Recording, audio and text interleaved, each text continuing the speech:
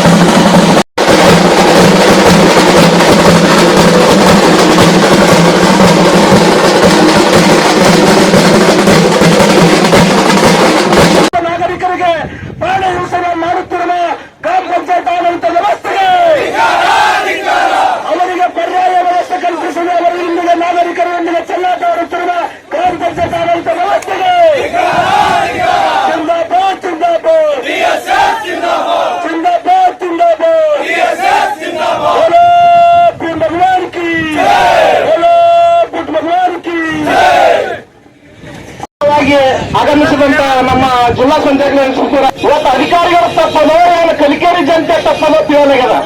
ಯಾಕೆ ಅಂತಂದ್ರೆ ನಾಚಿಕೆ ನಿಮ್ಗೆ ಎಲ್ಲರಿಗೂ ಬರ್ಬೇಕು. ಈ ರೋಡ್ಗಳು ಈ ಎಲ್ಲ ವ್ಯವಸ್ಥೆ ನೋಡಲ್ಲ. ಇವತ್ತು ಅಧಿಕಾರಿಗಳ ತಪ್ಪಲ್ಲ, ನಿಮ್ಗೆ ತಪ್ಪ ತಿಳ್ಕೊತೀನಿ ನಾನು. ಯಾಕಪ್ಪ ಅಂತಂದ್ರೆ ನಿಮ್ಮಲ್ಲಿ ಚಪ್ಪಲ್ ಬರುತ್ತಿಲ್ಲ. ಚಪ್ಪಲ್ ತಗೊಂಡು ಹೊರಲು ಏನೇನು ಸವಲತ್ತವ್ರ ಅವೆಲ್ಲ ಕೈಲಿ ಕೊಟ್ಟು ತಗೋಬೇಕು. ಇವತ್ತಿನ ದಿವಸ ಸೋಮವಾರ ಎಲ್ಲಾ ಬೇಡಿಕೆಗಳು ಹಾಕ್ಯಾರ. ಇವತ್ತು ರೈತರ ಬೇಡಿಕೆ ಅವ, ಇವತ್ತು ಗ್ರಾಮ ಪಂಚಾಯತ್ ಅಲ್ಲಿ ಆಗಿರ್ತಕ್ಕಂಥ ಅನ್ಯಾಯಗಳ ಬೇಡಿಕೆಗಳೆಲ್ಲ ಹಾಕ್ಯಾರ. ಇವತ್ತು ಹೋರಾಟ ಮಾಡಕ್ಕೆ ಇಷ್ಟೋ ಜನ ಬಂದಿರಿ, ಕಲಿಕೇರಿ ಜನ ಎಲ್ಲನೂ ಇವತ್ತು ದಿವಸ ಭಾಗಿಯಾಗಿ ಬೆಂಬಲ ಕೊಡ್ಬೇಕಾಗಿತ್ತು. ರೈತರ ಬಂದಿಲ್ಲ, ಎಟ್ಟಿಟ್ಟು ಕ್ಯಾನಲ್ಗಳು ನಿಂತು ಇವತ್ತು ಹೊಲಕ್ಕೆ ಹೋರಾಟ ಮಾಡತ್ತೀವಿ. ನಮ್ಮ ಸಂಬಂಧಲ್ಲ, ದೊಡ್ಡ ಜಾತಿಯವರು ಆಸ್ತಿಗಳು ಬರ್ತಾವ.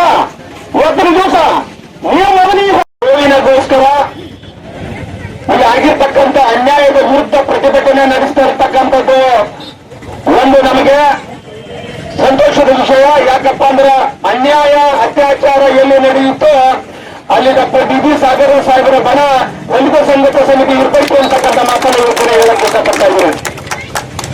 ಇವತ್ತಿನ ದಿನ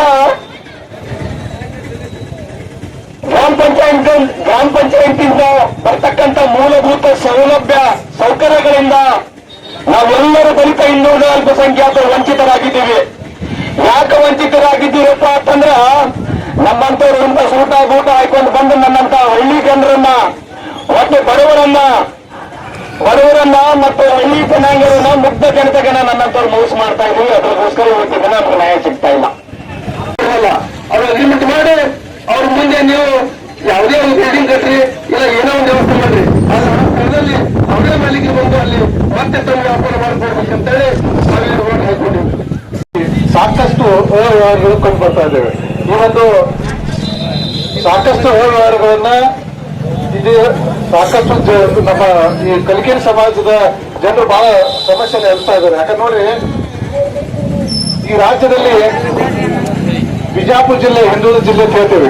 ಅದರಲ್ಲಿ ಕೃಷಿಯಲ್ಲಿ ಆಗಿರ್ಬೋದು, ಆರ್ಥಿಕವಾಗಿರ್ಬೋದು, ಅಭಿವೃದ್ಧಿ ಪರ ಆಗಿರ್ಬೋದು, ಎಲ್ಲ ಕ್ಷೇತ್ರದಲ್ಲಿ ಹಿಂದುಳಿದಂತ ಒಂದು ಜಿಲ್ಲೆಯಲ್ಲಿ ಈ ಒಂದು ಕಲಿಕೇರಿ ಪಂಚಾಯಿತಿಯಲ್ಲಿ ರೈತರಿಗೆ ಸಿಗುವಂತದ್ದಾಗಿರ್ಬೋದು, ಈಗ ನಮ್ಮ ಬಡ ಜನರಿಗೆ ಸಿಗುವಂತ ಮನೆಗಳಾಗಿರ್ಬೋದು, ಅವೆಲ್ಲವುಗಳನ್ನ ಕುತಂತ್ರಿಗಳ ಮುಖಾಂತರ ಕುತಂತ್ರಿಗಳ ಮಾತು ಕೇಳಿ ಅವ್ರು ಬೇಕಾದವ್ರಿಗೆ ಹಾಕುವಂತ ಒಂದು ವ್ಯವಸ್ಥೆ ನಡೆದಿದೆ. ಆ ವ್ಯವಸ್ಥೆಗಳನ್ನು ಮಾಡ್ತಕ್ಕಂಥದ್ದಾಗಿದೆ. ಅಧಿಕಾರಿಗಳು ಯಾವ ರೀತಿ ನಿಮಗೆ ನ್ಯಾಯ ಕೊಡೋದ್ರಲ್ಲಿ ಹಿಂದೇಟ್ ಹಾಕಿದ್ದಾರೆ. ಯಾವ ಅಧಿಕಾರಿಗಳು ಕೂಡ ನ್ಯಾಯ ಕೊಡೋದ್ರಲ್ಲಿ ಮುಂದೆ ಬರ್ತಾ ಇಲ್ಲ. ಅನ್ಯಾಯವನ್ನು ಮಾಡ್ತಾ ಹೋಗ್ತಾ ಇದ್ದಲ್ಲ ಅಧಿಕಾರಿಗಳು. ಅವರಿಗೆ ತಕ್ಕ ಪಾಠ ಕಲಿಸಬೇಕಾಗಿದೆ ಅಂತಕ್ಕಂಥ ನಮ್ಮ ವಿಚಾರವನ್ನು ಇಟ್ಕೊಂಡು ಇವತ್ತು ಈ ಹೋರಾಟವನ್ನು ಹಾಕೊಂಡಿರ್ತಕ್ಕಂಥದ್ದು ನಮಗೆ ಹೋರಾಟ ಮೆಂಬರ್ ಆಗಿವೆ ಅಂತಕ್ಕಂಥ ವಿಚಾರದಿಂದ ನೀವೇನಾದರೂ ಮಾಡಿದ್ದೆ ಆದ್ರೆ ದಲಿತ ಸಂಘರ್ಷ ಸಮಿತಿ ನಿಮ್ಮ ಅನ್ಯಾಯವನ್ನ ಸಹಿಸಿಕೊಂಡು ಸುಮ್ಮನೆ ಕೂಡ್ಲಿಕ್ಕೆ ಸಾಧ್ಯ ಇಲ್ಲ. ಅದರ ಬದಲಾಗಿ ನಾವು ಈ ರೀತಿಯಾಗಿರ್ತಕ್ಕಂಥ ಹೋರಾಟವನ್ನು ಮಾಡ್ತಾ ಇದ್ದೇವೆ ಅಂತಕ್ಕಂಥದ್ದನ್ನ ಹೇಳಬೇಕಾಗ್ತಾ ಇದೆ. ಹಾಗಾದ್ರೆ ಏನು ಗ್ರಾಮ ಪಂಚಾಯತ್ ವ್ಯವಸ್ಥೆ ಇವತ್ತು ಡಾಕ್ಟರ್ ಬಾಬಾ ಸಾಹೇಬ್ ಅಂಬೇಡ್ಕರ್ ಅವರು ಅಧಿಕಾರ ಕೇಂದ್ರೀಕರಣ ಆಗಬಾರ್ದು, ಅಧಿಕಾರ ವಿಕೇಂದ್ರೀಕರಣ ಆಗಬೇಕು.